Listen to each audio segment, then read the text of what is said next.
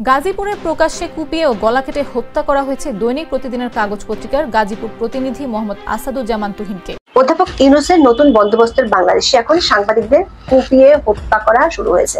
20-30 জন মিলে একজনের বাইরে মাইরা ফেলেন। অন যদি এটির আপনার ট্যাগ দিয়ে বাইরে মাইরা ফেলা, এটা তো এই দেশের মৌলিক স্বাধীনতা রইল না। গত 1 বছরে যা হয়েছে এটা 54 বছরের কেউ হার মানা। 8 আগস্টের বাড়িতে যাওয়া তার অন্তিম যাত্রা হবে। আজ আমার বাড়ি লয়ে যাবো, চোখে চিকিৎসা করবো।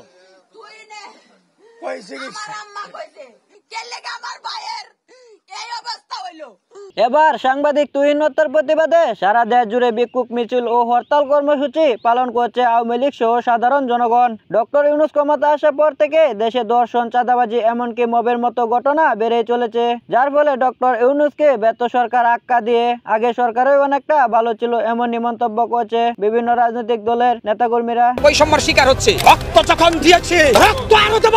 বাংলার এখন পর্যন্ত ঘটনার সঙ্গে ওতপ্রোতভাবে যারা জড়িত এবং আসলে ঘটনার মূল হোতা যারা রয়েছেন তাদেরকে কিন্তু আইনের আওতায় আনা হয়নি, যদিও 24 ঘন্টা এর মধ্যে পেরিয়ে গেছে এবং সাংবাদিক আসাদুজ্জামান তুহিন তার কিন্তু আজকে দুপুরেই গাজীপুর চৌরাস্তা ঈদগাহতে তার যে জানাজার নামাজ সেটি সম্পন্নের পর তার মরদেহ কিন্তু গ্রামে নিয়ে আসলে দাফন করা হয়েছে।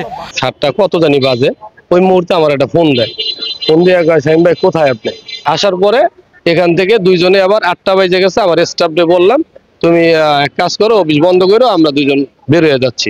এছাড়া বিভিন্ন রাজনৈতিক মহল থেকে জানা যাচ্ছে সাংবাদিক তুহিন ডক্টর ইউনূস এবং এনসিপি নেতাকর্মীদের বিরুদ্ধে কথা বলতেন, অনেকটা এর কারণে তাকে ষড়যন্ত্র করে হত্যা করা হয়েছে বলে অভিযোগ উঠেছে। দেখতে পাচ্ছেন আওয়ামী লীগ কর্মীরা রাজপথে নেমে গিয়েছে এবং তারা ভয়ঙ্কর রূপে আজকে শুক্রবার দেখতে হত্যাকাণ্ড সহ যে সকল অনভিপ্রেত ঘটনা ঘটেছে বিচার বিভাগীয় তদন্ত করা হবে। শুধু সাংবাদিক ছিলেন না, আমার পত্রিকায় আমার ছোট ভাই ছিলেন, আমাকে ফোন করে বলেছে স্যার আপনার গেঞ্জিটা আমার খুব পছন্দ হয়েছে।